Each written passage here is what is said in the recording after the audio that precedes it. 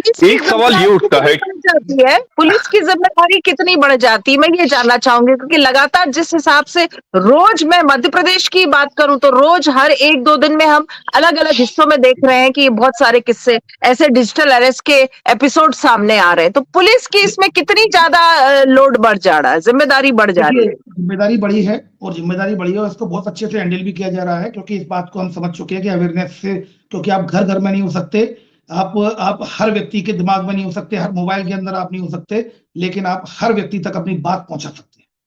तो इसमें अगर मैं आपको बताऊँ तो इंदौर में बहुत बड़े स्तर पर कैंपेनिंग चल रही है अवेयरनेस की। मेरे खुद के ही 376 सेशन, जब आपका फ़ोन आया था तो मैं 376 सेशन करके लौट रहा था। इसके अलावा हमारे जो डिवाइडर्स होते हैं, डिवाइडर्स पे पोस्टर्स बन चुके हैं। मैं डेली सुबह कोई ना कोई एक सेशन लेने जाता हूँ। 200-250 लोग खुद अपने हाथों से पैम्पलेट बाँटता हूँ। क्राइम ब्रांच ने 11 पॉइंट्स के पैम्पलेट तैयार किए हैं। एक पैम्पलेट लाना। पैम्पलेट्स तैयार किए हैं, वो मैं आपको दिखाता हूँ, मेरे ऑफिस में ही रखा हुआ है। पैम्पलेट्स तैयार किए, खुद बाँटने जाऊँगा। जैसे ही सेशन खत्म होगा, मैं किसी चौराहे पर जाऊँगा और हमने ये पेपर न्यूज़पेपर को नहीं दिए हैं। जैसे कोई इम्पोर्टेंट ऑफिसर्स खुद बाँटेंगे, पुलिस खुद बाँटेगी, तब लोगों को थोड़ा-सा उसका वो होगा। तो ये फॉर्मेलिटी नहीं कर रहे हैं हम। सारे एफएम में इंटरव्यू हमारे हो चुके हैं। एफएम जो बीच में ब्रेक होता है, कॉल 1930, इनसे ऐसे बचना है। ऐसी छोटी-छोटी क्लिपिंगें चल रही हैं। हमारे लिए बहुत बड़ी रिस्पॉन्सिबिलिटी है और हम ये जानते हैं। जैसे ये दिखाऊँ मैं आपको, ये हमने क्राइम ब्रांच ने सबसे पहले हमें 11 पॉइंट बहुत सिंपल लैंग्वेज में तैयार किए हैं। ये क्राइम ब्रांच की 11 बात है। तो कहीं न कहीं हम पूरी कोशिश कर रहे हैं और ये स्लो एंड स्टडी प्रोसेस है और किसी भी केस को हम छुपा नहीं रहे हैं। सारे केस को अधिक से अधिक हाइलाइट करते हैं। अभी जो सबसे बड़ी समस्या जो मेरे साथ आती है, हम लोगों के साथ, हर व्यक्ति आता है डरा हुआ, सर पेपर में नाम नहीं आ जाए। सर हमारा सर पेपर में नाम हो जाएगा तो हम बदनाम हो जाएँगे। सर मेरी तो शादी भी नहीं हुई। तो मैंने कहा तुम्हारी शादी से फ्रॉड से क्या संबंध है? फिर मैं उनको माननीय नरेंद्र मोदी जी जो हमारे ऑनरेबल प्राइम मिनिस्टर हैं, उनकी मैं मन की बात की वो क्लिपिंग सुनाता हूँ, जिसमें उन्होंने एक रिक्वेस्ट की है कि आप अगर आपके साथ फ्रॉड होता है तो अधिक से अधिक लोगों को बताइए, जिससे कि वो जागरूक हो सके। जिनको नहीं, मैं उनको सुनाता हूँ। तो अभी तो हम इस बात से ही डील कर रहे हैं कि लोग हमसे मना करते हैं, साहब नाम नहीं आए, पेपर में न्यूज़ नहीं आ जाए, लोग क्या कहेंगे, राइट जी, लोग क्या कहेंगे। इस तरह का जो सिंड्रोम है अभी इंडियन सोसाइटी में काफ़ी ज़्यादा है। अभी तो पहले लोग अवेयर हों इस बात के लिए कि हमारे साथ जो भी घटना हो उसकी रिपोर्ट करें।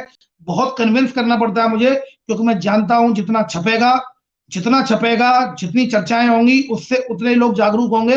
मुझे कन्विंस करने में 3-3 दिन लग जाते हैं। एक तो मैं आपको बताऊँ, आने वाले समय में मतलब एक फरियादी आया था, अपनी माँ को ले आया, बूढ़ी माँ को, कि बेटा ये पेपरों में ना आ जाए।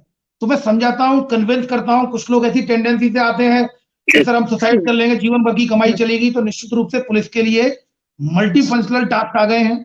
न केवल उसको विश्वास दिलाना कि हम काम कर रहे हैं, उसको कहीं कोई ऐसा स्टेप ना ले ले, क्योंकि जीवन भर की कमाई चली जाती है, रिटायर्ड लोगों की जीपीएफ चला जाता है पूरा। तो निश्चित रूप से बहुत बड़ा डैमेज है ये, जो साइबर फ्रॉडस्टर करते हैं। कुछ लोग सुसाइड कर रहे हैं। रीवा में अभी परसों एक सुसाइड हुआ है, डिजिटल अरेस्ट को लेकर एक महिला के द्वारा सुसाइड किया गया है। एक ज़हर खा लिया था उसने। जी, शहर ज़हर खा सहारनपुर में एक सुसाइड हुआ है लॉटरी के नाम पर। उस महिला ने 26 साल की, जिसकी शादी होने वाली थी, उसने लॉटरी के नाम पर 1.5 लाख रुपए टैक्स के नाम पर उनको दे दिए फ्रॉडस्टर को। जब पता चला ये फ्रॉड है तो उसने सुसाइड कर लिया। तो कहीं ना कहीं इसमें न केवल पुलिस, बल्कि जैसे कि इलेक्ट्रॉनिक मीडिया काम कर रहा है, प्रिंट मीडिया काम कर रहा है, इसमें इंडिया वाइड मतलब इसमें एक ऑपरेशन लगातार चलाना होगा। हर व्यक्ति को अपनी जिम्मेदारी देनी होगी। हर व्यक्ति जिसको अगर टीवी पर आपके चैनल को देख रहा है, तो उसकी एक जिम्मेदारी है कि अपने नॉन व्यक्तियों को वो जाकर इस बात को बताए कि मैंने ये देखा और मैंने ये समझा। हमें एक दूसरे को अवेयर करना होगा। जिस तरह अफवाहें आग की तरह फैलती है, अच्छी चीजों को समय लगता है फैलने में, पर मुझे पूरा भरोसा है।